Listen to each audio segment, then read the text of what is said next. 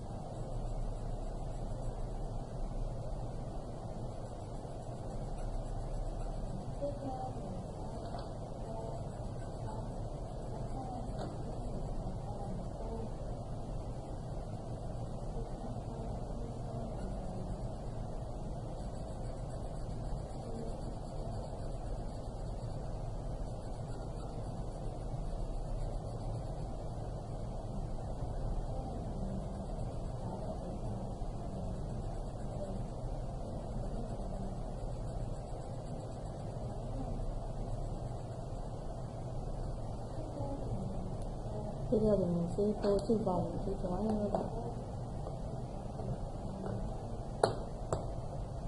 Chiếc vòng cổ của chú chó thì mình sẽ tô màu đỏ.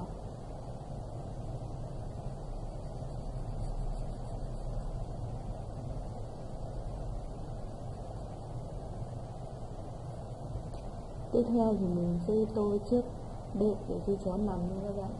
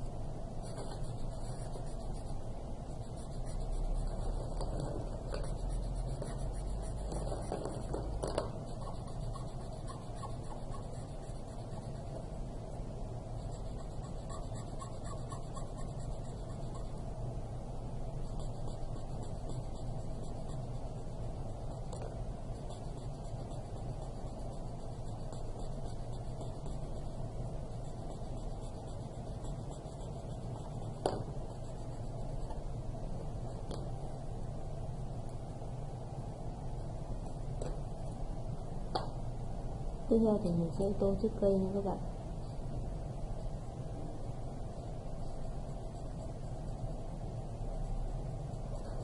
Sau đó những chiếc lá cây.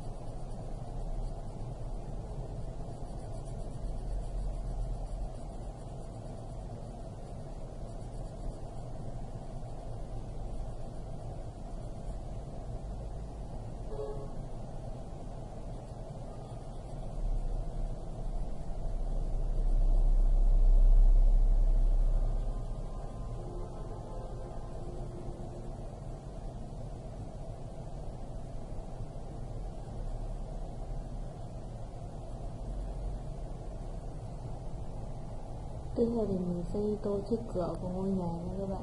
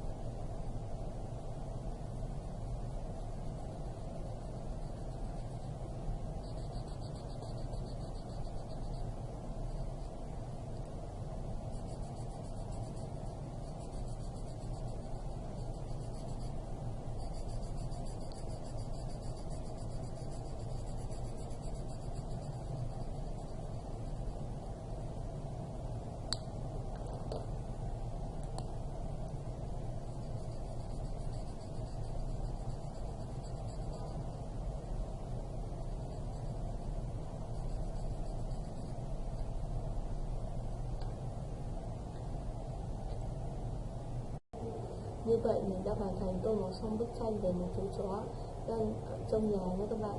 Các bạn thấy video của mình hay thì hãy đăng ký kênh và ủng hộ cho mình nha. Xin chào và hẹn mọi người ở những video tô màu tiếp theo của mình.